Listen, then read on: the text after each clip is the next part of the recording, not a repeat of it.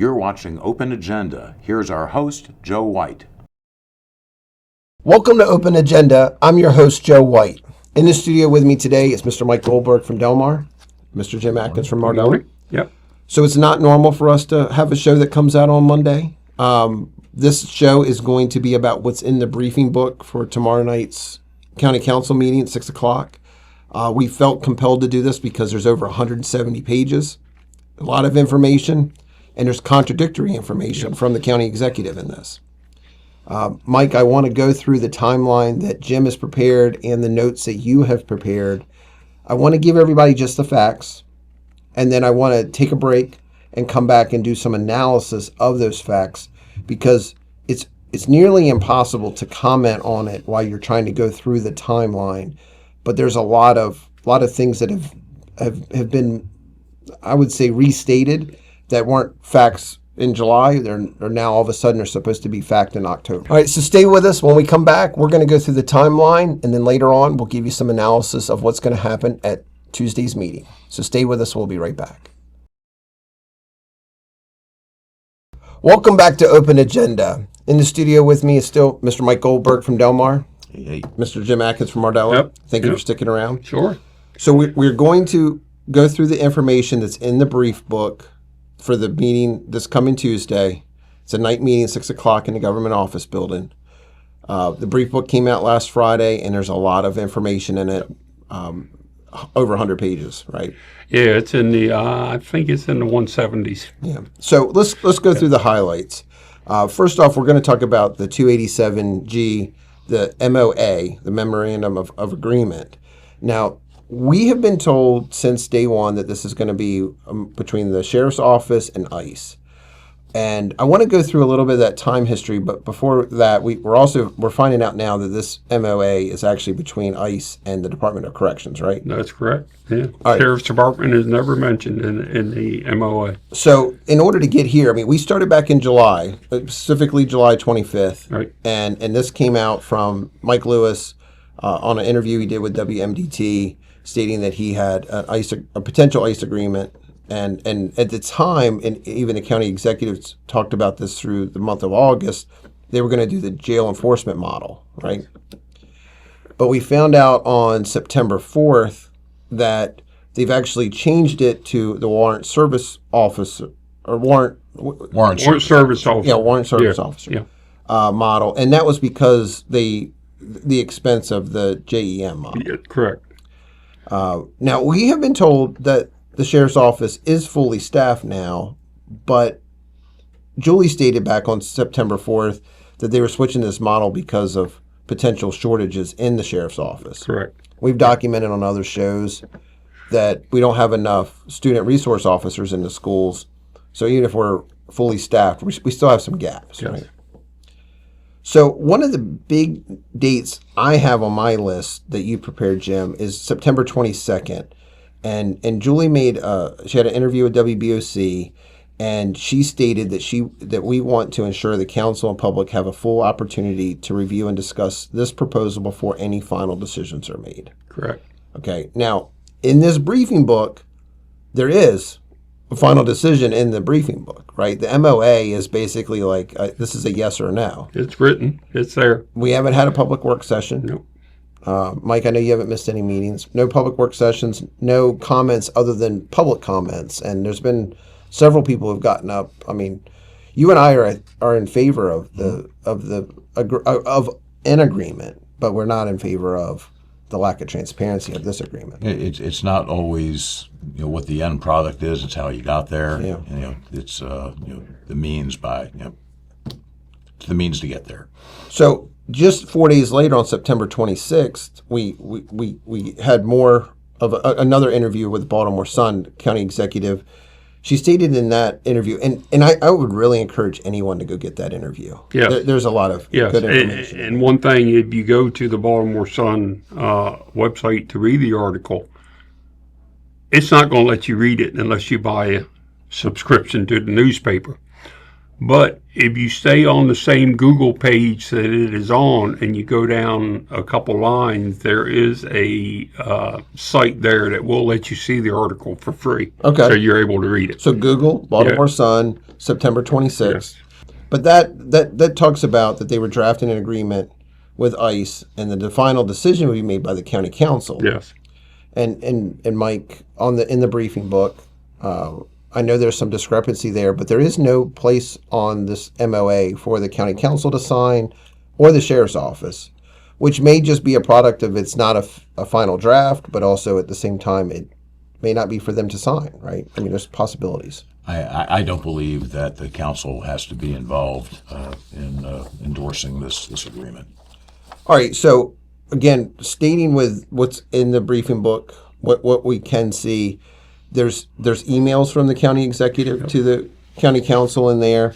Our understanding is she's not real happy with some of the information that has been put in there, but it's the most transparent form. She's not happy that the email that she sent was put in the public briefing book, but it should be public information. You're outlining what your MOA is going to be, and you're answering questions that the council might have. Well, why are you afraid to let the public see that? It's information the public wants to know. You're going to have an open work session tomorrow night on this. There is no public hearing scheduled at this time, and the best of my understanding, there is not going to be a public hearing scheduled.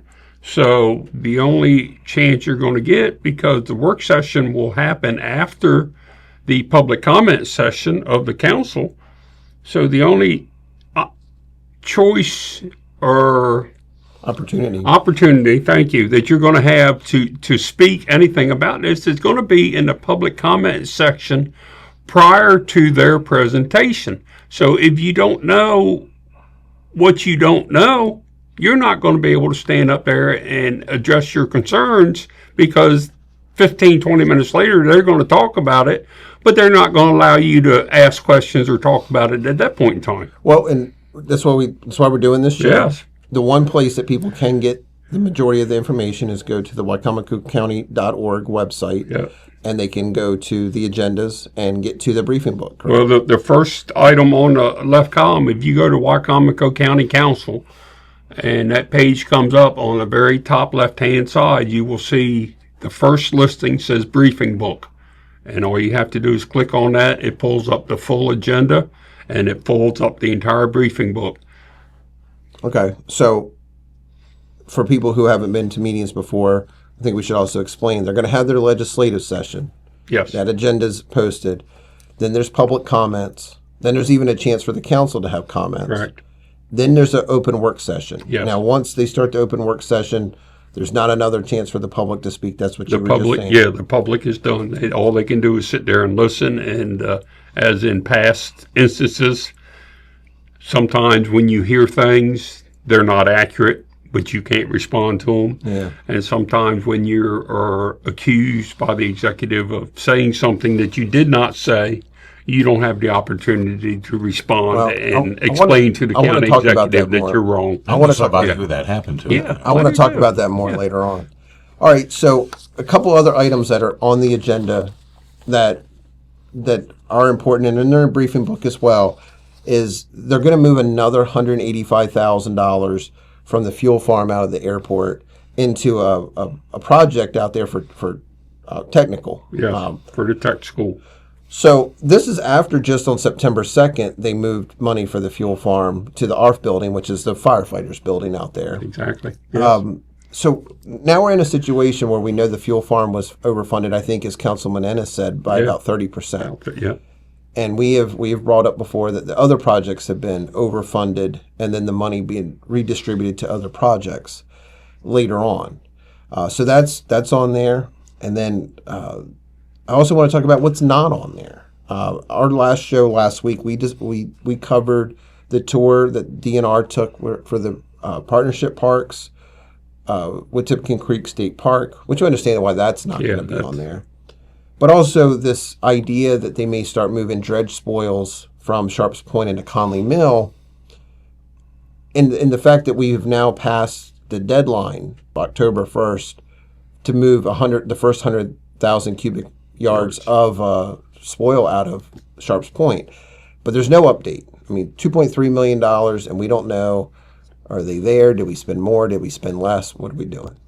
Well, you've not only got that, but you've got a representative from the state who dealt with the dredging back in, I believe, 2021 with Executive Culver, who was under the impression that this dredge material was going to be barged to Deal Island like it was in 2021, and they're kind of like, well, what happened?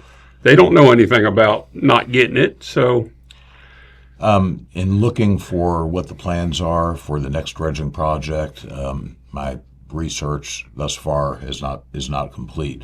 But what we do know is that the last dredging project was completed in 2023. I believe it was in December of 2023. And all of that material was pumped directly to a 75-acre site on Deal Island to restore it. And that was pumped from the lower Wycomico when they dredged the lower Wycomico. So future projects will cover, I assume, the middle portion and the upper portions up to Salisbury, but the lower part near the entrance to the Wycomico River has already been taken care of. Right. So, Well, I want to take a break, and when we come back, I want to go through this timeline that we already stated and talk about, because we've been present at the meetings, and talk specifically about concerns we think folks should have. This isn't about whether or not you agree with 287G Right, exactly. or not, because we don't all have the same opinions. It's just trying to get the transparency out there so people can make a logical decision. Are you in favor of it or aren't you? Yeah. All right. So stay with us. When we come back, we're going to dive more into the details of the MOA with ICE. So stay with us. We'll be right back. Welcome back to Open Agenda. In the studio with me still is Mr. Mike Goldberg. Thank you. Mr. Jim Atkins. Thank you. All right. So, gentlemen, we laid out the timeline. There's a lot of duplicity. There's also a lot of contradiction.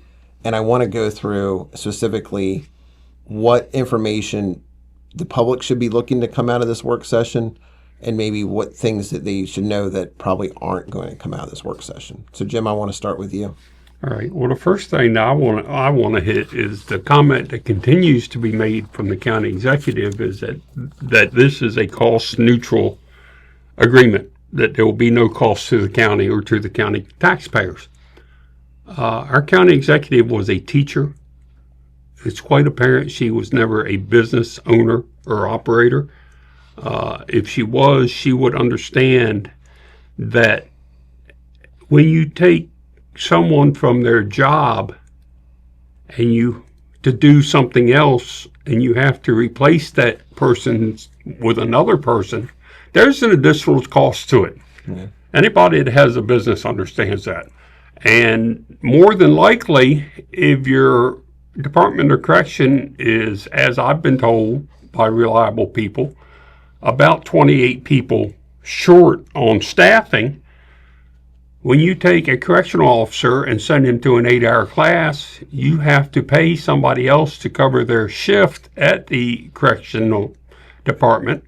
And more than likely, that's going to be an overtime cost. Yeah, because they're already maxed out. Yes, they're already maxed out. They already have their own shifts. So there is a cost to it. Yeah. You know, you can't say there isn't a cost.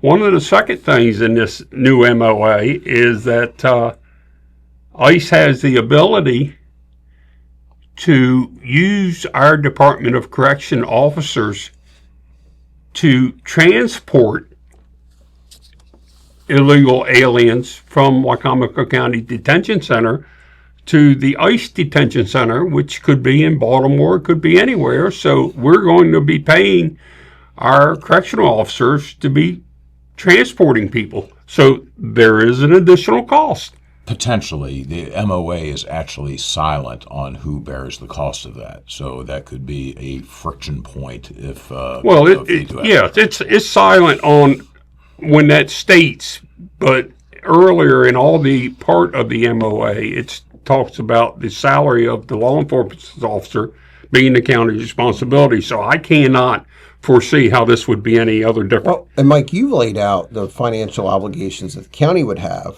and then what ones the ICE has. It's not very even. I mean, travel, housing, per diem, all has to be paid by the county for the folks to get trained, right? It's a very lopsided contract that favors the federal government. Basically, the county pays pretty much for everything to provide a service for the federal government. It's backwards. The federal government should be paying for the services provided by the county. It's a really sweet deal for the feds, and if I were negotiating this contract, it would. and that's the thing that really throws it all into perspective. The federal budget for ICE this year, last year was $10 billion with a B. This year it was raised to $29.5 billion with a B. Yeah. So they got a 3 times budget increase, but they want to put the cost of this agreement back on the county. Well, and look, Mike, you and we both have publicly stated that we're in favor of having some sort of MOA, but we both are looking for what is going to be the cost. I mean, there should be a budgeted amount. There's not. I mean, there's no way that you can ascertain what the costs are because nothing is fixed. There's too many variables. But one thing in this agreement that we've talked about, and I've talked about since we started this 2 months ago when we first started following it, and I keep trying to make sure the council members understand, is the section in this agreement which states, if ICE determines the training provides a direct service for the government and is in the best interest of the government may issue travel orders to selected personnel and reimburse travel, housing, and per diem expenses only. The law enforcement agency remains responsible for paying salaries and benefits of the selected personnel. So in other words, if they open an ICE detention center, let's pick Baltimore for sake of discussion. They can take the correctional officers that we have trained here in Wicomico County, of which we are reportedly 28 short on, and they can take the ones they have trained and say, we want them in Baltimore tomorrow. We need them. So now we're going to be further short here. We're going to be paying the salaries of our officers who will be in Baltimore County. We are going to be paying overtime to all the officers that then have to pick that up. Yeah. And that is, like Mike said, that is you can't forecast what that cost could be. And the salient point there is that although the federal government may reimburse, they are not required to reimburse. So I want to talk about the performative politics of this, especially when it comes from the county executive side. Because as you see in your timeline, the story has changed so many times. This is cost neutral. Now we don't have enough people. Now we do have enough people. We're going to have this type of MOU. Now we're going to have this type of MOA. At the end of the day, she is trying to put on the county council their signature on this. Yes. But we don't believe it's necessary. No. There's nowhere on that agreement for anybody to sign except the county executive. And she has authority over the Department of Corrections. If the sheriff's office was involved in this, then Sheriff Lewis would have to sign it because she does not have control over the sheriff's department. Yeah. But, and apparently the council's not involved in this because there's nowhere, when you see all the other MOAs and MOUs that come down, there's a line for the council president to sign on the form. There is no line here. in this case, there's two criteria that have to be considered that would result in the county council being required to sign off on it. One is that there's no dollar value assessed to this MOA. To the best of my belief, under the charter, that any contract $50,000 or more does require council approval. There's no dollar value, so that one's out the door. And the term, the length of the contract, a contract that's 365 days or more would require council approval. This is an open-ended contract. There is no term limit. It's can be canceled at will by either ICE or by the county. So if those two criteria are not met, in my opinion, then it's within the sole unilateral authority of the county executive. So I want to go back to an interview she did with the Baltimore Sun on September 26th, and one of the things she says early in the article is, we literally had a meeting with the mayor yesterday. He's talking about Randy Taylor from Salisbury, and we were like, stop writing press releases, because Randy, who I think is maybe sometimes overly transparent, he doesn't play those political games, and I applaud him for that. Yeah. He put out a press release and put out information before that political machine was ready for it. That the city was going to join in on this. Yeah, she wasn't with ready the for sheriff's that. department. She's trying to control this narrative. But I also want to read another quote that she has in there. Well, actually two others. One, I think over the years the government has proven itself probably not to be trustworthy at times. However, I feel like my administration tries hard to put information out there. People sort of spin their own tale. Okay, she's right about herself. Yeah, she's spinning the tale, yes. Because in what we don't see in this agenda tonight is about Sharp's Point. We're not going to get into that much in this show because they're not going to talk about it. But we're seeing this story changes all the time. And then I want to give people just a little bit more of a look into really this thinking.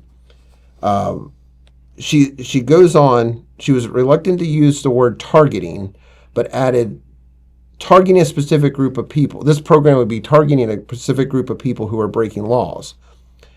And we're not just talking about immigration laws. It's literally, you are breaking laws here. You are causing havoc here in the community. And those are the people we are like, maybe ICE does need to vet them. Then she goes on to say, are they supposed to be here? And if they are, they'll be released. I'm telling you, this is a dangerous, slippery slope we're going down. Yeah. This is where you're seeing that first we're going to detain people, then we're going to decide whether or not they should be here. That is not the story that's being told about what this WSO policy should be. Mike, you and I are in favor of the WSO. I am too. I'm sorry. I am too. I fully agree with it, but I have confusion with this. Okay. I have limited law enforcement experience from almost 50 years ago. At that point in time, when a person was arrested, they did what was called a 1029, which was police code for check for warrants and wants. So if you did that check for wanted, it would come back through the Criminal Information Center. That person had a warrant for them anywhere in the country. And then if you would hold that person for that reason, in addition to wherever you were holding him to begin with, and you would notify the jurisdiction that issued that warrant. At that point in time, it was up to the jurisdiction to tell our people, yes, we want him held, we're coming after him, or no, the charge is not sufficient for us to extradite him from Maryland to California, so do what you want with your end of it, but let him go as far as our end. I don't understand what the difference is now. They do a wanted check on an individual now when they arrest them. Jim, it's campaign season. I understand. You started campaigning. Yeah, and well, that's it. But I think that's what the people in this county need to understand. Look, Mike, we talk about different political views. I mean, we're not all Republicans. We're not all Democrats. We're being used, and our resources are being used for political gain. Okay? I'm comfortable saying that. Yes. And if you don't believe me, and please don't take my word for it, show up tomorrow night. Show up at the council meeting, 6 o'clock. Watch this legislative work session. I'm sorry, not legislative session, work session. You're not going to be able to speak, but you're going to get to see this performative politics. Because as much as I support our sheriff, this system, this program is not being talked about openly and honestly by the people who we're talking about. And the problem with it is we're looking for a problem to a solution we already have. All this stuff is already in. You don't have to reinvent the wheel. You don't have to come up with detention center guards going in and issuing warrants. You don't have to have sheriff's department people going in and issuing warrants. All this stuff has been happening for 60 years. Why all of a sudden do we have to sign an agreement with the federal government that we're going to do this for you? Just keep doing what we should have done. I don't think we necessarily do. Look, there is an ICE office here in Salisbury. I would, according to their website, it is actually staffed by law enforcement personnel as well as people who deal with the immigration bonds.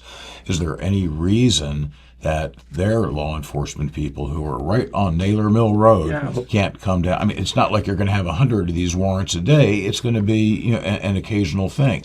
And in the event that there's nobody available in the local Salisbury office, 2.5 hours to Baltimore or 2.5 hours to Washington, D.C., where they got plenty of staff. I will tell you, we have been, our show has been, there's been attempts to get our show shut down. Yes. Okay. And this is going to be another one. Well, I think what our county executive would love for us to listen to is the advice she gave the mayor. We literally had a meeting with whoever, the mayor yesterday. We're like, stop writing press releases.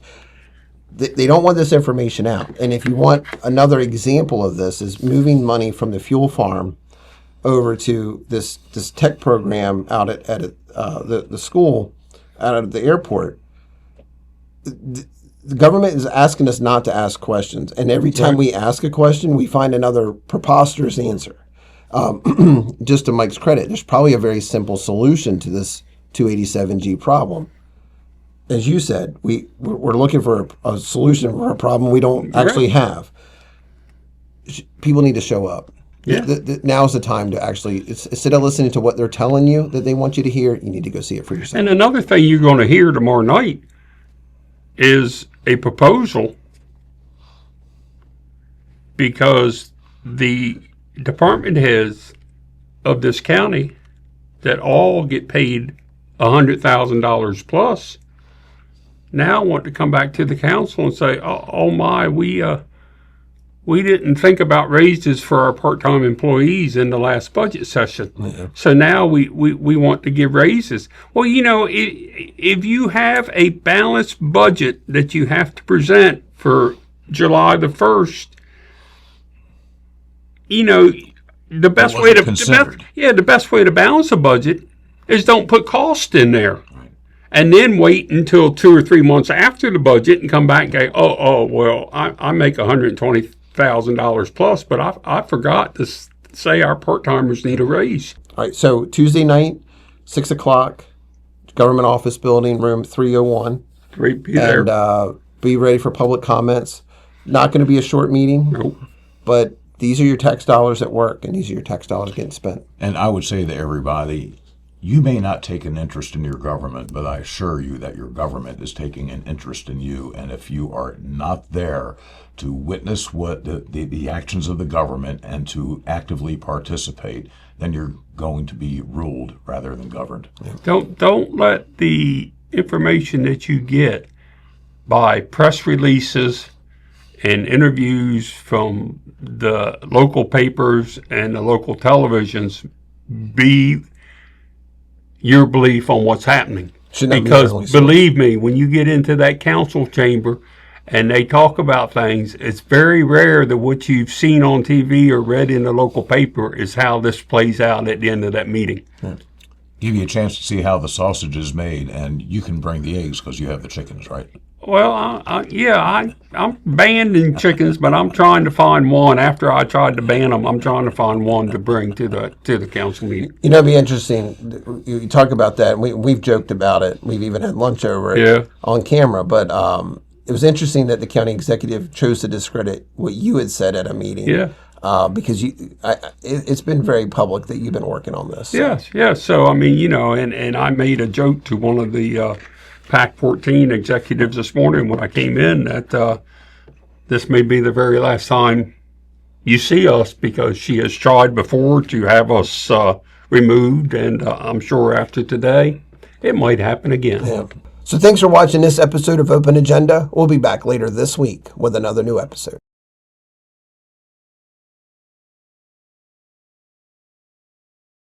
Nobody tells me unless I ask.